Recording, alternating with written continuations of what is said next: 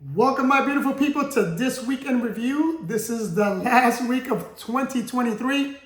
What I want to do on this week in review is I want to recap this last week, but I also want to give you a brief recap of the entire year.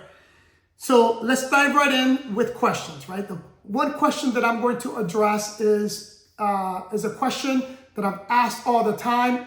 Multiple people asked the question, so I'm not going to tell you who specifically asked, but the question was, how do I find the properties that I acquire? So what I'm going to do is I'm going to give you a brief overview right now, but I'm going to do a separate video. I'm going to do a deep dive as to how I built my wealth, what I look for in a property, and how do I fund these properties. That's going to be on a separate video that's going to come out very shortly, within a week or two. So do me a favor, if you haven't subscribed to this video, subscribe and hit the notification button so you don't miss out on that video, because that video is going to deep dive into this question. But a brief overview, today's market, unlike, every market is different. Throughout the time, the way I find properties, the way I finance properties has changed. But today, what I do is I rely heavily on wholesalers, or I rely heavily on the MLS, and I'll touch in on how I use the MLS, because you really could find deals today on the MLS, and I'll explain how. But going back to wholesalers, I used to do a lot of what's referred to of driving for dollars. Today, I don't have the time to do that. And I find that I am my time is better invested by focusing on growing my business and fine tuning my systems. So I leave that legwork of hunting for these deals to wholesalers. I don't mind them making some money, right? We all have to make money, and wholesalers, most of them, especially if you network with some good ones and they know that you are a serious buyer, they're going to present you with some phenomenal deals. That is how I have grown my portfolio in the last year and a half, through wholesalers. In addition, currently, I'm using the MLS. For example, if you follow my channel, you know that I've done 2 acquisitions in the month of December. The 15 acres in Central Florida and 42 acres in Georgia. I found the 42 acres in Georgia through the MLS. But here's what I look for. I look for properties that have been on the market for more than 6 months. More importantly, I look for properties that have been under contract and then the deal fell through, right? So what I do is, if it was under contract and the deal fell through because of the buyer, not the seller, meaning the buyer couldn't get financed for whatever reason, then those are the properties that I go after, because I know that seller is going to be more willing to negotiate the price because they need to get rid of the property. And more importantly, here's where psychology comes into play. When you put a property under contract, that seller mentally is thinking, okay, I'm done. For example, in this particular property that we're under contract in Georgia, it was under contract in May.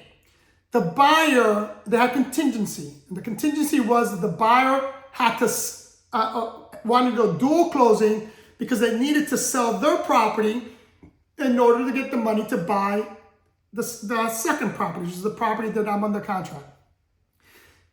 The seller had to anticipate that the deal was going to go through. So what did they have to do? They had to move out of the house. They have to put whatever they did, either move to another property or a property they bought, put their stuff in storage, because they had to anticipate that the deal was going to go through. So they went through the effort of going through that. But in this particular case, they didn't get the finance because they never sold. The buyer didn't sell their house, so they couldn't continue on with the deal. Anyways, this is where I came in. I'm buying cash. Makes the seller at ease, that they don't have to wait for no contingencies. It makes the seller more comfortable. to negotiate with you is the point here. So using the MLS can be a viable tool, but understand that you should do your homework, and look for properties that have been on the market for a while, because you can always get a good discount and a seller that's willing to negotiate with you. Again, I'm going to deep dive into this in another video, so make sure you subscribe and hit that notification button so you don't miss out on that. So now let's go into our revenues for the sales and revenues for this week. This week we made $107,509.48. In other fees, we made $13,844.69. Now, as I mentioned in the other video, our goal for December was to increase our revenues, increase our revenues, overall revenues for the month of December by 18% in comparison to November. So now let's go over those numbers. In November, we made a total of $144,195.91. Those were our gross numbers for November. In December, again, the goal was 18%. We doubled our revenue. Our revenue for December is $320,497.77. More than double our revenue. Now, to be fair, there's two factors that came into that. First factor is December usually is a very good month for us anyway, right? The second factor is, as you know, if you follow my channel, I use December to catapult me into 2024. I push, I work, I try to motivate my team to double down their efforts in the month of December so that we can start off or begin 2024 with a huge head start. In addition, here's why December is such a great month to really double down in your efforts, especially when it comes to acquisition. As I mentioned already, you can get great deals, right? Through wholesalers, and great deal on even properties that are on the MLS. For the sole reason is that most people are focused on the holidays. Most people are not out there buying properties. Most people are not out there working hard because they're working hard on trying to get Christmas ready, right? New Year's. They're focusing on other things. If you focus on your business, focus on growth, December is a great opportunity to take advantage of your competition that's asleep at the wheel, and or take advantage of people that want to make deals, but don't have the people to make the deals with, right? If you're that person, you're going to do very well. Now, before we go into the rest of the weekend review, let's go ahead and compare what we did in 2023 to 2022. In 2022, our overall revenue was $2,796,561.10. In 2023, overall revenue was $3,818,923.66. Now, by the numbers, you see we made a little bit more than $1 million more this year than we did last year, right? But here's I always say this, right? It's not how much money you make, it's how much money you keep. So in terms of overall profits, in 2023, we pretty much equaled, we made a little bit more, but not much more than we did in 2022. Although we had a lot more acquisitions. So if you follow me, you know I'm going to go down some of the acquisitions that we did. So for example, if you know, in Colombia, we made big moves in Colombia. We are part owners of a hotel there that are 63 units. We also have another hotel that has 48 units. We have a couple of properties in Cartagena. We have some in Medellin. We also had some acquisitions here in Florida, a duplex in Fort Lauderdale, a property in Miami. Not to mention, those are the acquisitions in terms of properties that we purchased or are part owner of. Not to mention properties that we acquired on the management side of the house. We had a total of 33 properties that we added to our management portfolio on top of what we had in 2022. So we made more money, right? Our numbers are greater, but we worked harder. And our profit margins weren't the same in comparison to 2022. 2022 was definitely, in terms of profits, in my opinion, was better because we had less work, we had less properties to manage, less things to do. So that profit gap was greater. And I did it with less personnel. As I mentioned, I had to hire more people. We have an additional property manager. We have an additional maintenance person. We have an additional virtual assistant. And we put in some additional processes and procedures in place to help facilitate some of the properties that we manage outside of our core area, which is South Florida. So that is the recap for 2023. Let's go into booking sources. Once again, our direct booking website led the way at 62.9%. Airbnb came in at 13.4%. Booking.com came in third at 12.5%. Marriott came in fourth at 6.3%.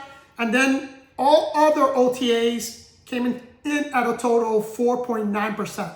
Other OTAs include Wednesday, Google, vacationrental.com. There's a couple other platforms that we received bookings from for this past week. But total number is 4.9% in other OTAs than the ones I just mentioned. So, excuse me. Project progress. Our Miami project is done. Our Fort Lauderdale project is done. Again, subscribe to the channel. Follow me on Instagram, because if you're on Instagram, you've seen the updates and the photos and the videos that we did. Plus, next, I think the first week of January, we're going to be going live on these properties. Now, here's a bonus for those of you that are watching. If you DM me the word promo, I will send you a 20% discount code for you can be the first person to stay in one of these new properties that are coming up, which is a total of 4, right? Next, we're still, the 2 properties that we acquired, the closing for both will be, well, one is in January, and then the next one's going to be, right now, tentatively, the one in Georgia, we're looking at February 15th, but I think I'm going to push that way up because I had some interest and some investors that want to buy into that deal. So I'm trying to figure out what percentage I want to give them. So I may push that up if I can finalize all the numbers for that property. But right now we're looking to close on that one on February 15th. Team and personnel news, nothing new to report today.